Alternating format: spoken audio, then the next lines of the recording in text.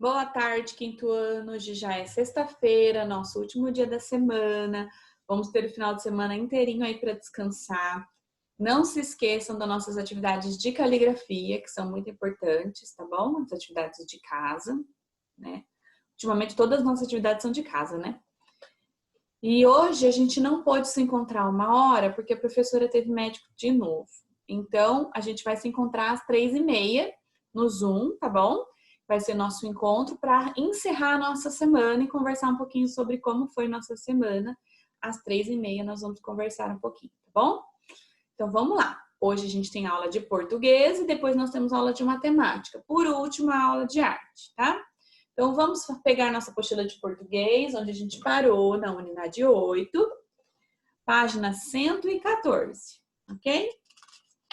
Pegar lá a apostila, a gente terminou produzindo texto e fazendo o desenho do Danite Bechir, né? E depois a gente vai para um texto novo que se chama Mamulengo, página 114 de português. Mamulengo. Nome dado ao teatro de bonecos, também conhecido como marionetes, fantoches ou títeres, que, assim como o pastoril, o Bumba Meu Boi e o fandango, é um dos mais ricos espetáculos populares do Nordeste brasileiro. Lembra aquele teatro de fantoches, né? É uma representação de dramas através de bonecos, em pequeno palco elevado coberto por uma empanada. O que é uma empanada? Uma barraca ou estrutura onde o mamulengueiro se oculta para manipular o boneco. Então ele fica escondido, né? Só aparece o boneco lá na mão. Atrás do qual ficam as pessoas que dão vida e voz aos personagens. De acordo com a sua natureza, os bonecos podem ser de luva, de vareta, de haste, de fio. A haste é uma peça reta e erguida de madeira ou metal a que se pode prender alguma coisa, um palito, né? Uma haste. Os bonecos são conhecidos por diversos nomes em várias regiões do Brasil. Briguela ou João Minhoca, em Minas Gerais, São Paulo, Rio de Janeiro, Espírito Santo, João Redondo, no Rio Grande do Norte, Mané Gostoso, na Bahia, Babau, na Paraíba, e em alguns locais na zona da Mata de Pernambuco e também Benedito, em outras partes do estado. Então, eles têm vários nomes para esse fantoche. Nós, aqui na nossa cidade, conhecemos como fantoche ou como marionete, tá bom? Então, são aqueles bonecos que a gente manipula para poder fazer um teatrinho, né? Então, ele tem vários nomes em diversos lugares, assim como as pipas têm vários nomes em diversos lugares, né? As histórias são geralmente improvisadas, com diálogos inventados na hora, de acordo com as circunstâncias e a reação do público. Misturando bichos, cobras, bois, cachorros, onças, gente, vaqueiros, latifundiários, bandidos, podem ser personagens de qualquer tipo, né? Pernambuco é o único estado onde se pode acompanhar com mais precisão a história do desenvolvimento do mamulengo no Brasil. Existem vários mamulengueiros ou titereiros famosos no estado, como o Dr. Babau, Cheiroso, porque também fabricava perfumes baratos, além de bonecos, Mestre Ginu e outros, entre outros, né? Então, em Pernambuco é o lugar onde a gente pode acompanhar a história da marionete, do fantoche, né? Tem muito disso lá, muito mais do que aqui. Aqui é muito difícil a gente conseguir ver um teatro de marionetes ou de fantoches, né? Então, vamos fazer agora as atividades do texto, tá? 115 e 116 nós vamos fazer hoje só, ok? O que é um mamulengo? O que é mamulengo, tá? Tá explicando aí na história o que é um mamulengo, que a gente conhece por outro nome. 2. O mamulengo também é conhecido por outros nomes. Quais são? Então, procura lá no texto quais são os outros nomes que o mamulengo é conhecido. Não precisa colocar todos, uns 3 já tá bom. 3. No primeiro parágrafo, a autora compara o mamulengo a outros dos mais ricos espetáculos populares do Nordeste brasileiro. Quais? Então, quais são os outros espetáculos ricos do Nordeste brasileiro que também se comparam ao mamulengo? Que falou lá, né? Falou 3. o pastoril e os outros 2.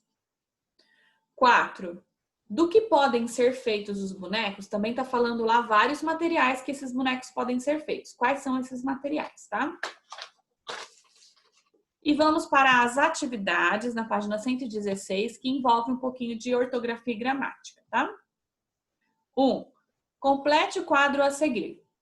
Então, a gente já aprendeu quais são os tipos de encontro, né? Consonantal, encontro vocálico, ditongo, né? Hiato, tritongo. Então, a gente já aprendeu. Então, a gente vai usar isso aqui, tá?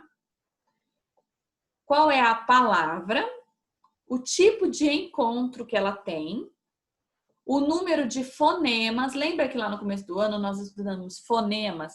Fonemas é quantas vezes a nossa boca muda de configuração. Por exemplo, retratar.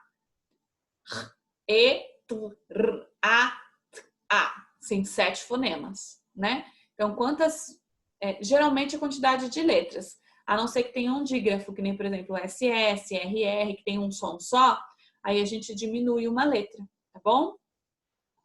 No sílaba tônica, qual é a sílaba tônica dessa palavra? Re, tra, tá. Então, nesse caso, é o tra, né?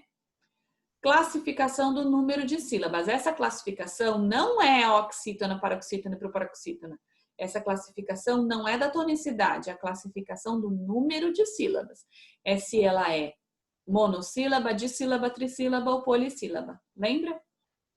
Então, a gente vai ter que dar uma relembrada no conteúdo para conseguir fazer essa atividade, tá? 2. Classifique as palavras em substantivo comum ou próprio, concreto ou abstrato, tá bom? Então, pode ter alguns aí que são duas coisas ao mesmo tempo, tá? Se é comum ou próprio e se é concreto ou abstrato. Tá? Então, isso aqui tá fresquinho, porque a gente estudou há pouco tempo os substantivos, né? Então, vocês vão colocar na frente de cada palavra qual é o tipo de substantivo dela. 3. Identifique nas frases o substantivo abstrato. Abstrato é aquele que demonstra sentimento ou ação de alguma pessoa, né? Então, A, B ou C tem um substantivo abstrato em cada frase. 4.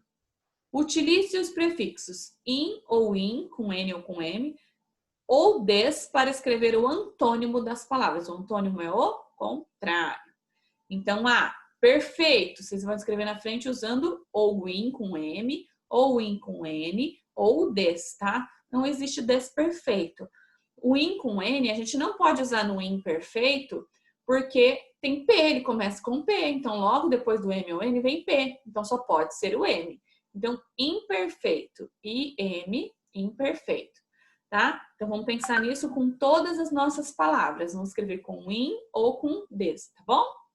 Vamos lá, gente. Fazendo as atividades aí. E daqui a pouquinho a Pro volta com matemática para vocês. Depois arte. Beijo.